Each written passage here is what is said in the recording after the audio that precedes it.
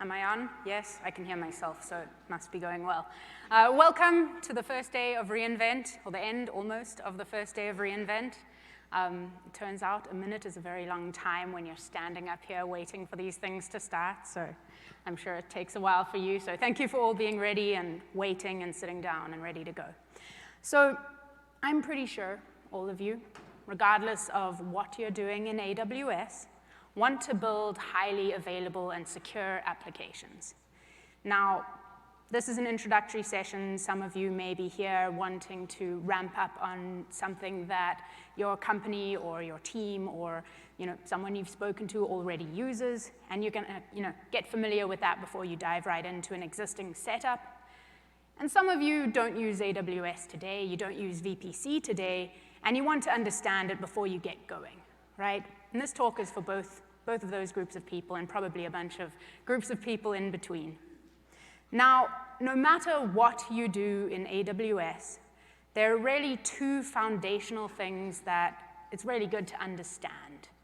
And those two things are VPC, or Virtual Private Cloud, and IAM, or Identity and Access Management. I'm Gina Morris. I'm going to be teaching you about the first of those, VPC. So what is it? Well, virtual. You're running your virtual infrastructure in AWS, and so we're giving you a virtual network, your own virtual private cloud. Private. It's entirely under your control. You get to pick what goes where, what's connected to what, how it works, how it functions. And then, see, it's in the cloud, it's in AWS. Again, this is an introductory session. That means, like, if you've already used VPC, if you already understand all the ins and outs and security groups and subnets and VPN tunnels, all of this is totally familiar to you, this might not be the right session for you. So if you want to leave, I won't judge you for it. That's great that you already know VPC. Now, the rest of you, some of you may consider yourself to be networking experts. And that's great, right? You're going to see a lot of stuff today that's really familiar. The concepts are really familiar. But in almost every case, what you're trying to do is going to be easier and simpler to achieve with VPC than it is in a traditional data center.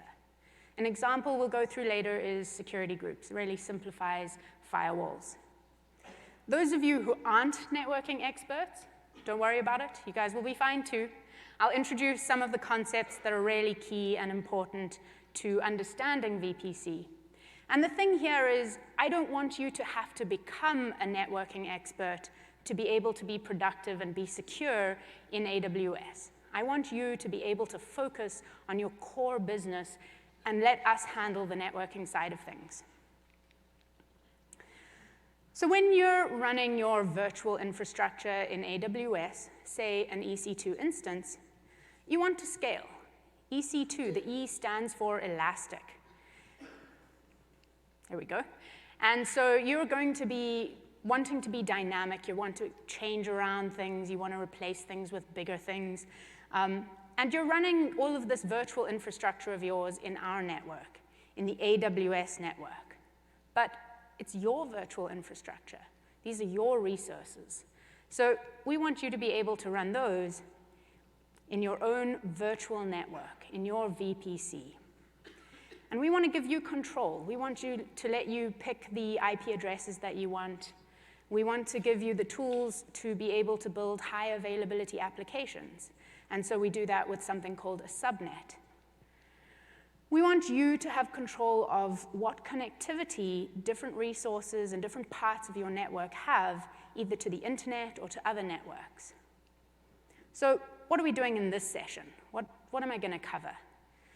We're going to start, first 20 minutes or so, just going through the basic anatomy of a VPC. And that should get pretty much everyone set up with something or able to be productive in kind of a pretty basic and usual way.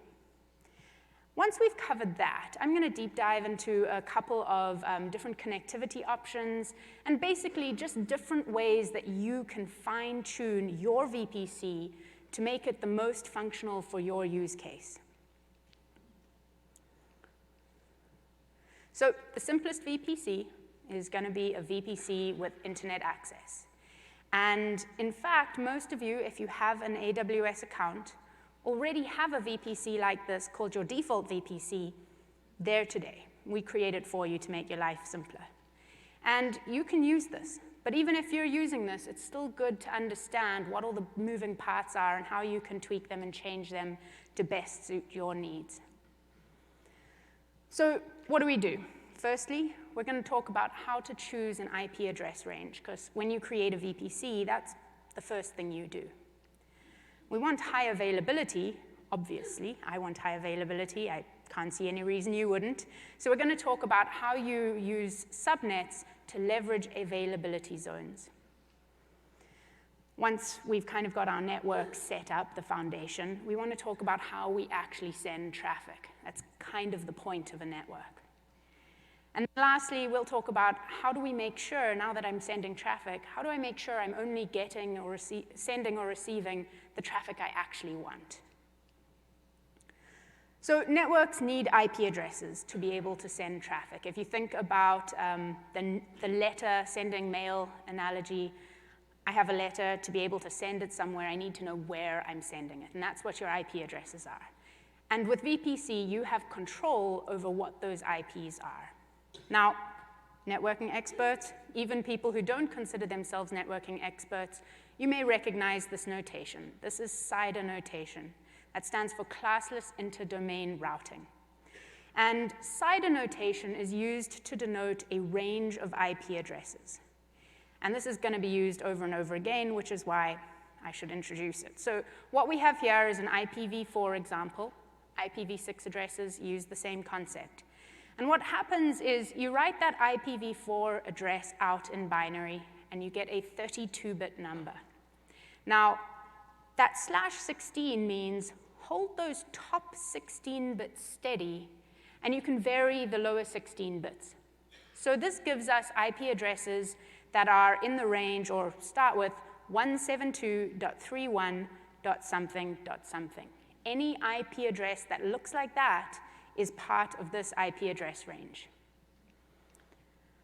So let's say we choose that 172.31.something.something address range for our VPC. Cool. Why?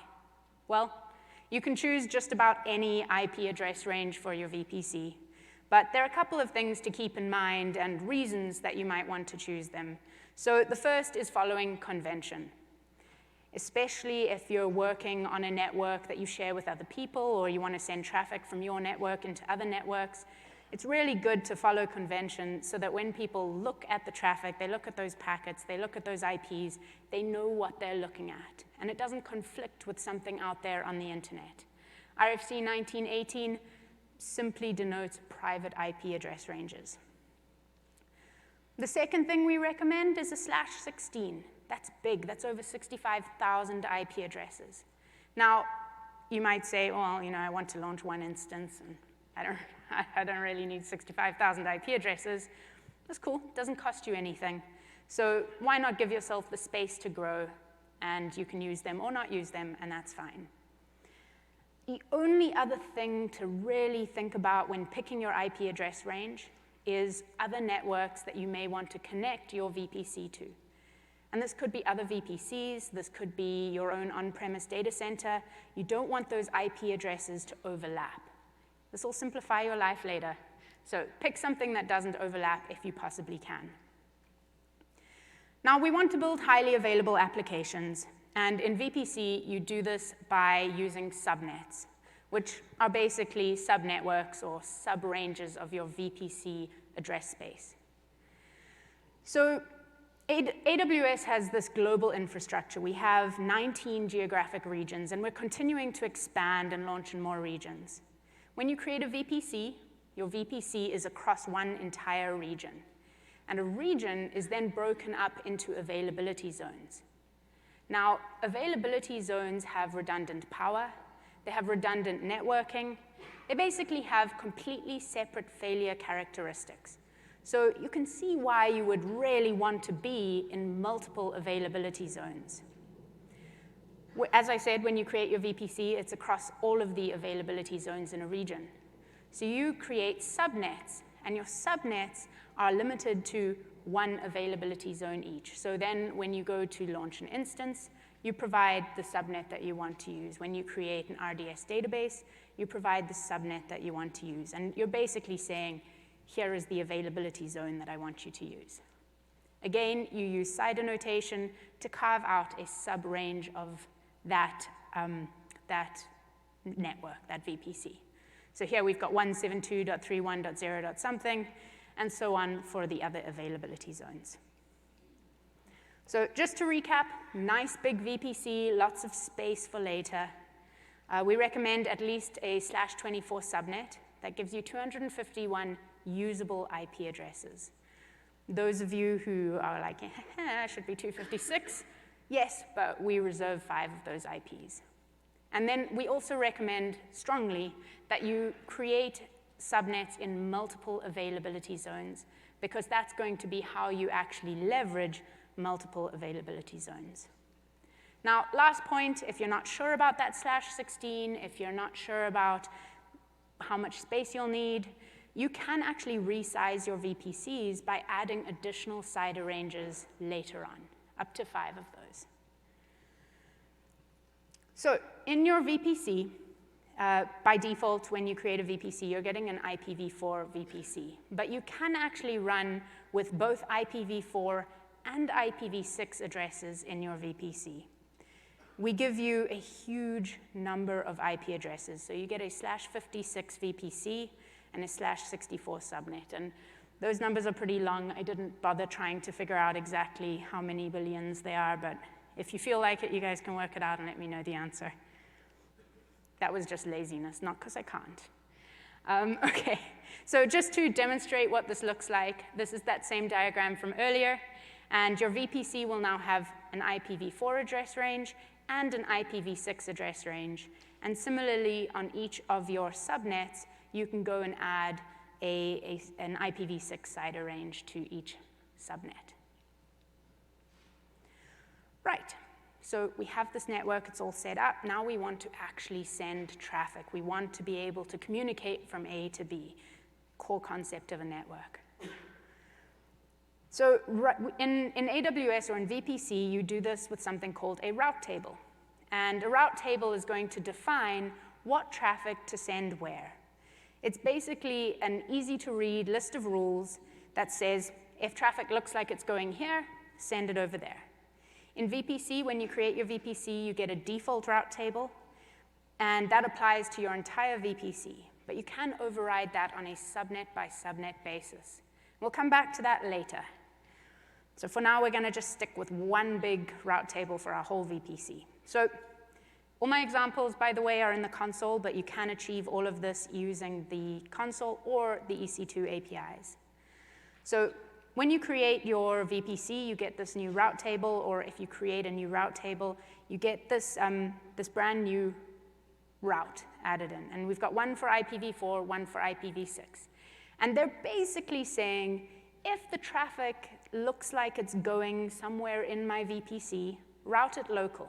Keep it inside of the VPC. And that's great. If the traffic is destined for any other location, I don't have a route, drop it. I don't know what to do with it. And that's great. Sometimes that's what you want. But that's not what we want here, right? We want to create an internet-connected VPC. So you do that by creating an internet gateway. An internet gateway is a virtual device. It's an abstraction over something highly available. And to send traffic to the internet, you send traffic to the internet gateway. And back to the route table, all you do is you add a route that says traffic that doesn't match that. This is the default route. Traffic that matches anything else, right? 0.0.0.0/0 is like the wild card of IPv4 addresses. Similarly for the example IPv6 address. If it doesn't match any of the more specific routes, send it to the internet gateway. So now we're able to send traffic to the internet. And the flip side of that is you're also able to receive traffic from the internet. Cool. But you don't want to just get traffic from anywhere, right? There's a lot of stuff out there. So that brings us to network security. And in VPC, you've got a powerful yet simple tool in the form of security groups. And in a traditional data center, you would achieve the same kind of thing using firewalls. And you want your security groups to be easy to reason about, easy to understand. And so the way to think about this is, in a security group, the members of that security group share a common purpose. So let's look at an example. So let's say I have some web servers, and my web servers take requests from the internet, web requests, and in processing those requests, they turn around and they make their own request to a back-end server. Cool, response goes in, standard model here. And basically, we have two different groups. Different rules apply about what traffic we want to get to the web servers and what traffic we want to get to the back-end servers. We want to allow web traffic from the internet. We only want to allow traffic from our web servers to our back-end servers. So let's look at how that looks in security groups. So the web server example, pretty simple. We're just saying allow HTTP traffic from anywhere, this wildcard CIDR range. And that's pretty straightforward, right? Don't allow SSH, don't allow random port 123, don't only allow HTTP traffic. The back-end example is a little more interesting. So here you'll notice that the source isn't a CIDR range. The source is another security group. It's the web server security group. So what you've got here is a really powerful, dynamic way of practicing the principle of least privilege.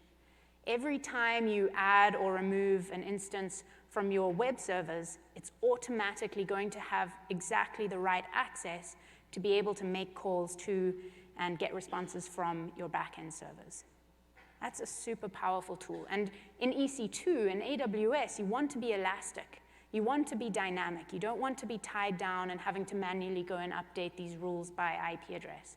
So this is really, really powerful. So to recap, security groups are your tool of least privilege. And both of those examples were for ingress security group rules. They were saying, hey, which traffic should I allow in? Drop everything else. But you can also set rules on egress traffic. So what traffic can I send? Don't allow me to send anything else. You can use those, depending on your use case, however makes sense.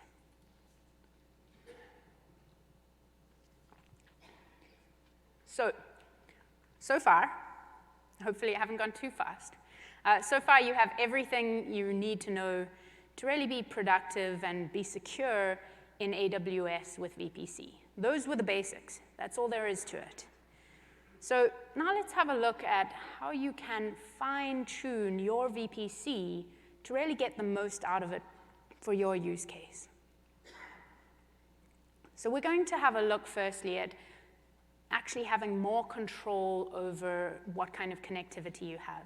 That example from earlier, you had access to the internet and from the internet across your entire VPC. So let's look at how you can lock that down a little bit more. Then we're going to talk about connecting to other networks. And there are two different groups here, right? One is, how do I connect my VPC to some other VPC, either in a different account or in my account or in a different region? How do I get into VPC connectivity? And then the second thing, and this is surprisingly super, super relevant, a lot of you have data centers, a lot of you have on-premise networks, and you want to be able to connect your own VPC to your own network. And so we're going to have a look at different ways of achieving that. So that earlier example, I mentioned that you can do routing on a per subnet basis. So let's go back to our web server, back-end server example. We had different requirements for connectivity. Now, I haven't drawn the security groups here. You would still use security groups, right? Two different ways of protecting yourself here. But I'm leaving them off for simpler slides. So you can put your web servers in one subnet and give that subnet a route table that actually has a route to an internet gateway. And you can put your backend servers in a second subnet that has no route to the internet. because they only ever need to get requests from the web servers, which are inside the VPC. You can do this, a lot of compliance or auditing requirements will say, you can't, or you have to show that your resources are not routable from the internet. This is one way of doing that. And then a lot of people just want to take a bit more of a belt and suspenders approach to security and use both routing and security groups to lock down what can and cannot be accessed from the internet. So again, the previous slide was a little bit of a simplification. I wanted to re-emphasize, you've got multiple availability zones. Hopefully, you've gone and you've built your application across multiple availability zones. So you have your web servers in multiple availability zones, as well as your backend servers. And this means you actually want to create a public subnet in each of those AZs and a private subnet in each of those availability zones. You can associate the same route table with all of your public subnets and the same route table with all of your private subnets to achieve the same thing. So another use case for wanting to have access to the internet but not really wanting to be routable from the internet is things like, I've got a server. My server needs to get software updates. I need to reach out to some repo, and that repo happens to be on the internet. I don't want my VPC, I don't want my resources or my server to be routable from the internet. How do I fix this? Well, you can use network address translation, or NAT. And you can do this in a couple of ways. Let's just do that. There we go. So we've got a public subnet, we've got a private subnet. I want one of the servers in my private subnet to be able to access its repo out there on the internet without being routable.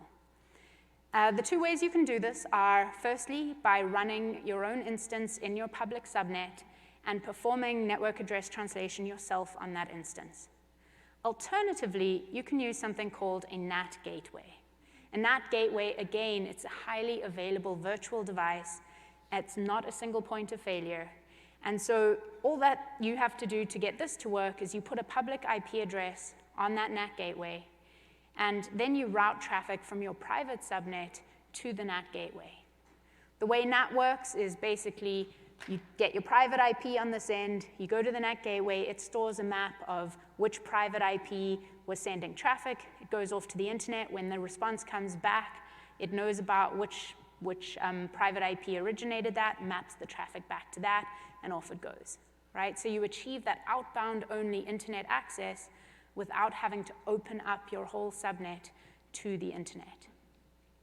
And there's your route table, same as we did with the internet gateway. IPv6 doesn't really have NAT, and the reason for that is IPv6 addresses, you don't really have private and public IPv6 addresses. They're globally unique. And so what we've created here is, so in your public subnet, you would just have a normal internet gateway. What we've created here for IPv6 to achieve this kind of outbound-only behavior is something called an egress-only internet gateway. All this is doing is it allows traffic originating in the private subnet to go out, but it doesn't allow traffic originating outside to come in. Again, you just create a route. So how many of you here, actually I'm going to ask for a show of hands, how many of you here either have multiple accounts with different VPCs in? Yeah, so a show of hands. Oh, okay, there we go. People are getting brave. Good for you guys. What about maybe multiple VPCs just within one account? Yeah, okay. What about you're operating in multiple regions? So you have a VPC in one region, another, yeah, okay, cool. So lots of different use cases there, right? Now, how many of you have one of those setups and would really love to be able to just talk from a server in the one VPC to a server in another VPC? Some of you? Okay, cool. Yeah, so that happens, right? And maybe you want to share a service. You know, I've got my logging service over here, and I'm doing some stuff, and wouldn't it be cool if I could just send my logs straight there without having to send them over the internet or something? Well, there are a couple of ways that you can achieve that kind of cross-VPC connectivity, and it really depends on your use case. But one of the ways that you can achieve this VPC connectivity is by using something called VPC peering. And VPC peering basically gives you full private IP connectivity between two VPCs. Those VPCs can be in different accounts. They can be in different regions. The only requirement is that they don't have those overlapping IP address ranges, because you're sending private connectivity, private IP traffic, right? You need to know where you're sending it. It's pretty simple again. Oh, and this is really cool. If you're in the same region, your security groups, your tools of least privilege, are going to continue to work. So you can actually reference things by security group and keep that same cool behavior we spoke about earlier. So pretty simple to set up. We don't want one person to just be able to connect to VPCs, so there's a bit of a handshake here. Both sides have to agree. Pretty straightforward. One side asks, other side agrees. And at that point, the peering connection is set up, and the only thing that needs to be done to actually get it to work is that both sides need to set up a route to, say, send traffic that looks like it's destined for the other VPC to that peering connection. Now, some of you may notice that there is a route to a VGW, which we haven't spoken about yet. We're going to talk about that next.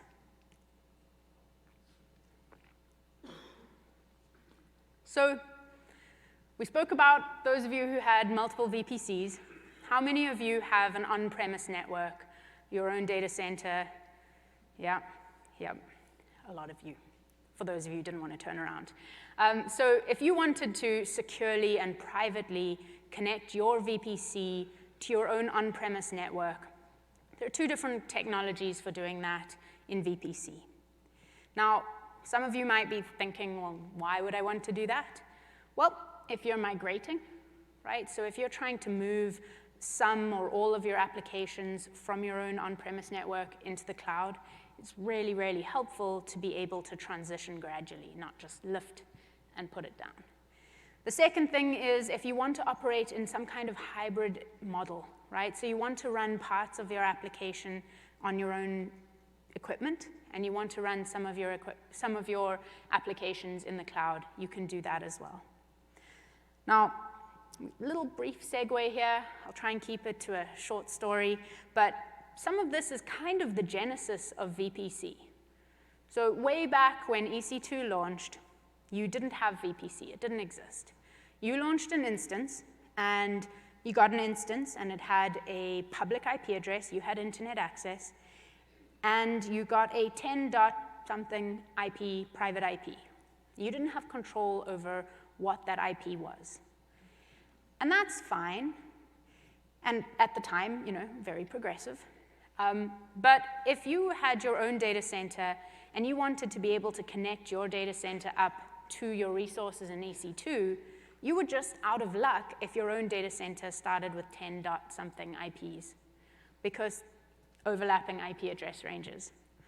And so VPC kind of came about as a way to give you, as the customer, control over both sides of that connection, giving you that control that we spoke about earlier of why would you care? Why would you care to pick your own IP address range? This is exactly why. So there are two technologies for achieving connectivity between your on-premise network and your VPC. Those are AWS VPN, or Virtual Private Network, and AWS Direct Connect. And I'm going to describe each of these, but at a really high level. And the reason for this is there are massive topics on their own. So if this is a use case that you're interested in or you want to know more about, I definitely suggest going to one of the deeper dive sessions on each of these technologies. So let's look at VPN first. So on your own data center side, you'll get your own networking device. And following our documentation, where we have step-by-step instructions, you'll set that device up to act as something called your customer gateway. And that's going to be your on-premise end of that VPN connection. Then on the VPC side, you're creating something called a virtual private gateway, or a VGW. And this VGW is going to be the VPC end of that connection. Now, if you've set this up correctly, you're going to get 2 encrypted IPsec tunnels. They're redundant. They're going to send that traffic over the internet. And we really suggest that you set these up so that they terminate in 2 different availability zones so that you can get that redundancy, that higher availability.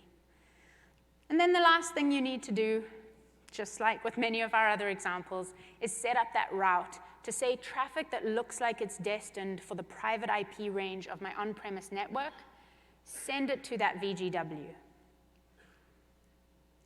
So Direct Connect, there's a little bit more going on here. So we're going to introduce the sort of pieces one at a time. So we've got the AWS network.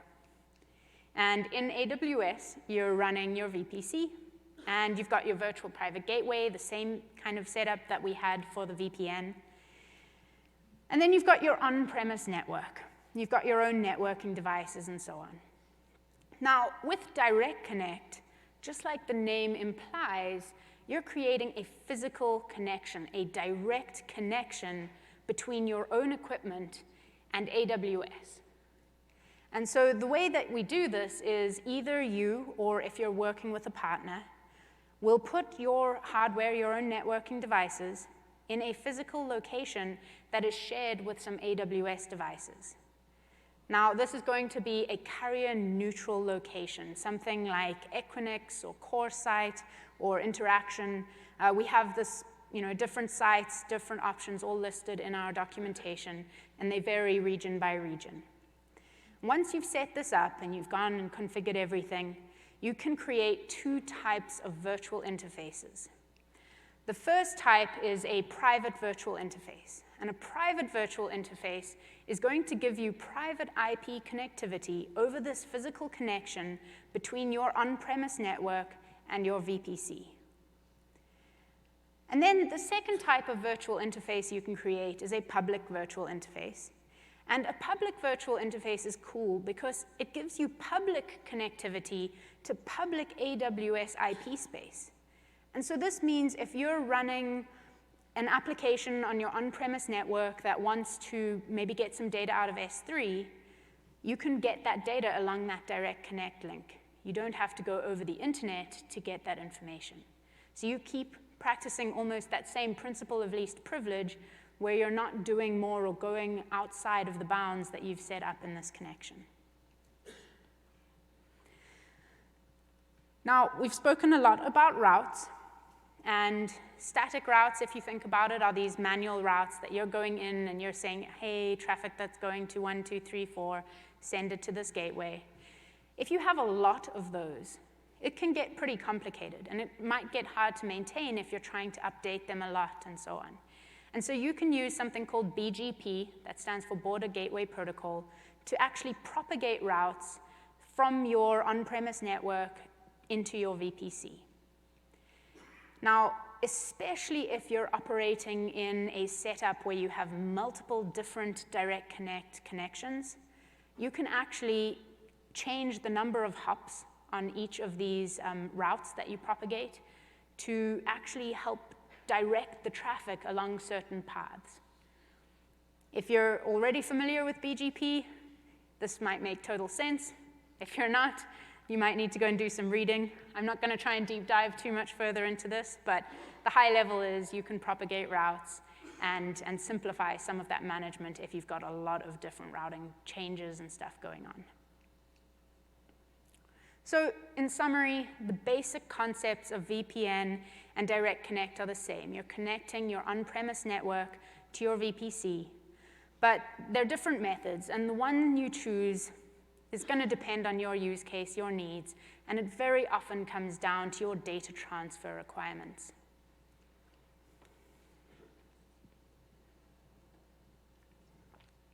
So we've spoken about VPC. We got the basics. We've spoken about other places and connectivity.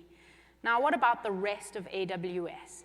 I know you're all in this room to learn about VPC, but I suspect you came to AWS's reInvent conference not just to learn about VPC. If you did, cool, that's okay. But I suspect you came to reInvent because of the wide variety of services that we offer and some of the exciting changes that are going on. So let's talk about some of those other AWS services that we have. We're going to talk about DNS with Route 53 and how you can do cool stuff in your VPC using Route 53. We're going to look at various AWS services that run inside of your VPC. Then we'll talk about how you connect privately to other AWS services or to other services running in VPCs. Remember when we spoke about VPC peering, I said there were multiple ways of sharing services. This is one of the others. And then lastly, I'm going to show you how to get visibility into what on earth is actually happening in your VPC using VPC flow logs. So one very basic service of a network is DNS, which is used for domain name resolution. And with VPC, you get split horizon, or the ability to set up split horizon DNS. So when you create a VPC, there are two DNS options. And we suggest that you say yes to both of those, because they're going to give you some useful tools without you having to operate any kind of machinery. With Route 53, which is our managed DNS service, you get the ability to take over a zone in your VPC. So in this example, I've made example.demohostedzone.org resolve to one of the IP addresses, one of the private IPs in my VPC. So if I'm outside my VPC and I try and resolve that DNS name, it'll resolve to one thing. When I'm inside my VPC and I resolve that DNS name, it'll always resolve to that private IP address. And so you can set up some pretty cool stuff with this. So you've got your own managed infrastructure. You're running AWS services, and managed infrastructure is basically stuff that we're running on your behalf. So it's your infrastructure, right? And you, therefore, want to probably run it in your data center, your virtual data center. And there are really two patterns that you'll see repeated over and over again with different services that allow you to take advantage of AWS's global infrastructure. And this is all to let you get much higher availability with those services. So the first one I'm going to look at is Amazon RDS. Running a database with RDS, you get the option to run your RDS database in your VPC. And the first thing you're going to be asked about is security groups. And these work exactly the same as we discussed earlier. You're defining the amount of privilege or the amount of access that different things need. The next thing you'll always be asked about is subnets. And when a service is asking you about subnets, what they're really asking you about is, which availability zones do you want us to use? Now, with RDS, if you specified two different subnets in two different availability zones, you're going to get a master in one availability zone and a failover candidate in another availability zone. So that redundancy, you're taking advantage of that redundancy, and you're taking what I call the active standby model here, where you have an active resource in one, a standby resource in the other. So if anything happens in that first availability zone, you'll be failing over to somewhere completely separate. Application load balancers use what I would call the active-active model. Again, you're asked about security groups, same story. And again, when you're asked about subnets, you're being asked to specify what availability zones do you want this application load balancer to be load balancing across. And with application load balancers, when you specify multiple AZs, active-active model, you're active in all of those availability zones that you specified. You're redundant across multiple availability zones. Now, I'm not going through any other examples because these patterns just repeat over and over and over again for different services. So direct private connections to AWS services, right? We spoke about locking down your VPC, restricting internet access for a variety of reasons, security, belt and suspenders approach to security, auditing, compliance, things like that. But you still might want to get your data out of S3. You still might want to use the EC2 APIs. So this is one of the ways of achieving that, is with VPC endpoints. So let's have a look at how accessing S3 as an example, but this is the same for other services, how that works today. So you've got your applications, they're running in EC2, and you've got your data, and your data is sitting in an S3 bucket. Cool, pretty normal approach here. But when you resolve that S3 location, you're getting a public IP address because S3 is a public service. And so to access your data in S3, your traffic is going to try to go over the internet to get the data. And if you have internet access, or if you want internet access, that's fine. But if you really don't want to have internet access, you're now having to choose between access to S3 and keeping your VPC locked down. So with VPC endpoints, you don't have to do that. There are two types of endpoints. There are gateway VPC endpoints and interface VPC endpoints. Now, gateway VPC endpoints are what we use for S3 and DynamoDB. And just like all of the other gateways we spoke about, you route to them using the route table. So you'll create this gateway VPC endpoint, and it's just going to work. You have a route table. It says traffic that looks like it's destined for S3. Send it to the VPC endpoint. You're not going to change your code. You don't have to do anything. It is just going to work. There's some other really cool properties of gateway VPC endpoints. And again, allowing you to practice the principle of least privilege. Specifically, you can add a policy, an identity and access management policy, onto your VPC endpoint that can control or allow you to control exactly what operations that VPC endpoint can make against that service. In the S3 case, you kind of have a double header here. In the S3 case, you can actually put a policy on your bucket to say only allow access from this VPC endpoint. Don't allow access from anywhere else. So the other type of VPC endpoint is an interface VPC endpoint. And these are, it's nice music, background music, guys. So interface VPC endpoints are backed by a technology called Private Link, AWS Private Link. Now, many other AWS services are supporting VPC endpoints using Private Link. And the way it works is when you create the VPC endpoint, it creates elastic network interfaces in the subnets that you specify. So again, multiple subnets, multiple availability zones, right? So you create these private IP'd ENIs, and when you send traffic to these, it's going to send private IP traffic to the service that that VPC endpoint is for. Now this, again, this is not a single point of failure. This is another highly available virtual device that's fronting the service here, that's creating this virtual VPC endpoint. So because this isn't a gateway, you don't route to it with a route table. I think this is one of the first examples we've had that doesn't use a route table, right? Because it's IP addresses, you're going to be using DNS to send traffic to the VPC endpoint.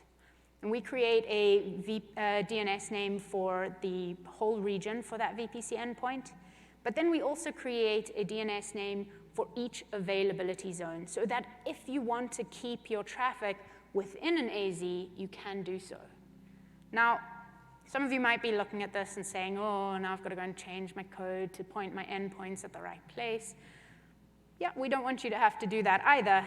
And so if you selected yes to those VPC DNS options, we'll actually create a DNS name and we'll manage it for you in your VPC so that you don't have to change anything, so that we just use the service name as it's specified, and whenever you resolve that from within your VPC, you get these private IP addresses. One really, really cool thing about Private Link and VPC endpoints is that if you have your own service and you want to share that either with other VPCs in your account, if you are a service provider and you actually want to offer that as a third-party service, you can do so. without making your service publicly accessible.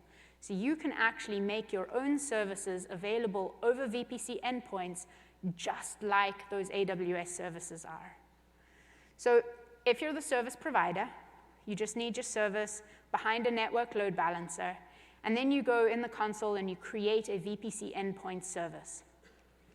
At that point, a consumer can come along.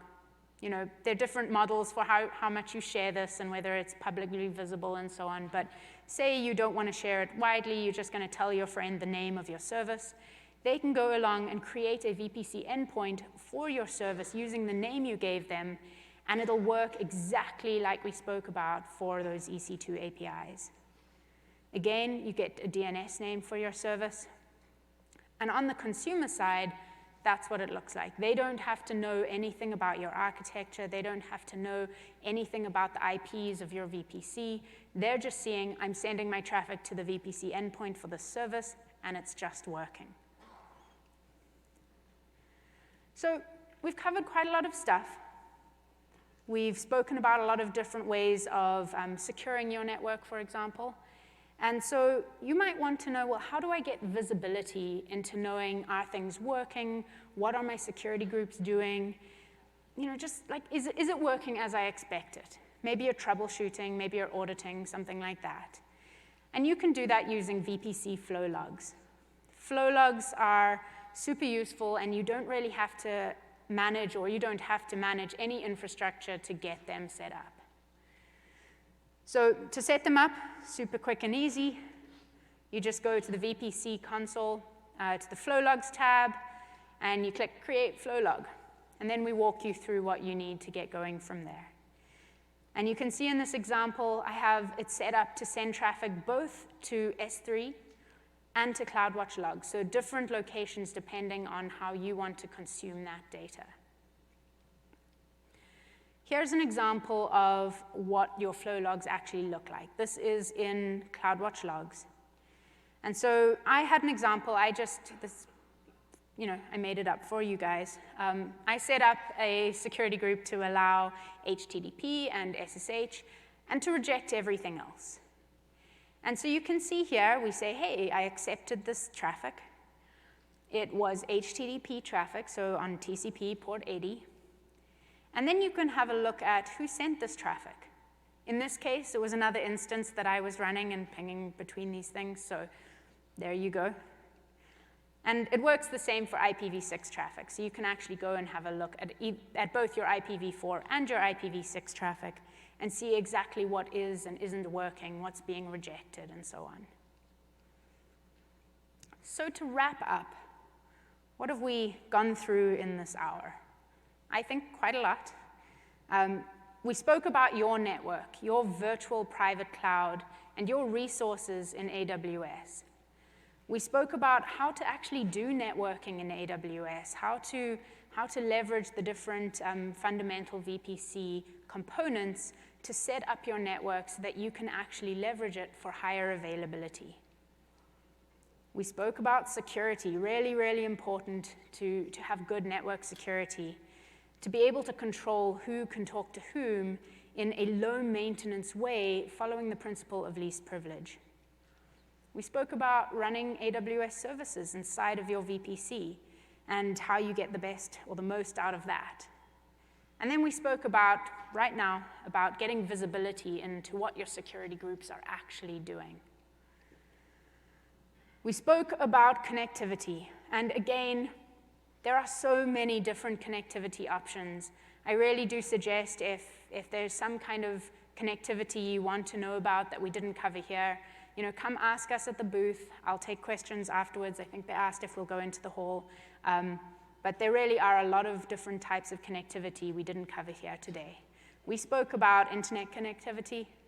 We spoke about connectivity to your on-premise data centers using VPN and Direct Connect.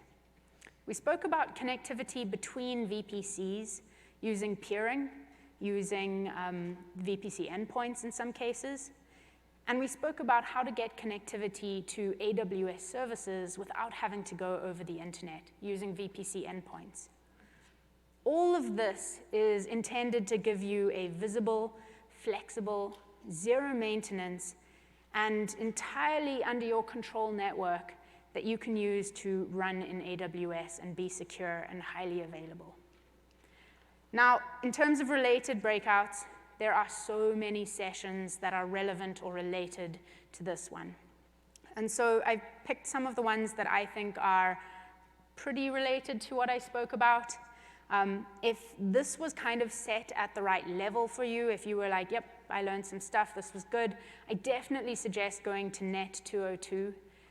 That one's going to go more into a deep dive of how you really, really secure your network and secure your data center, your virtual data center in AWS. So at this point, you should have everything you need to know to be productive, to be secure, and to get up and running with VPC. So if I've done my job right, you won't have to come to this session next year. So thank you very much, and don't forget to fill out the survey.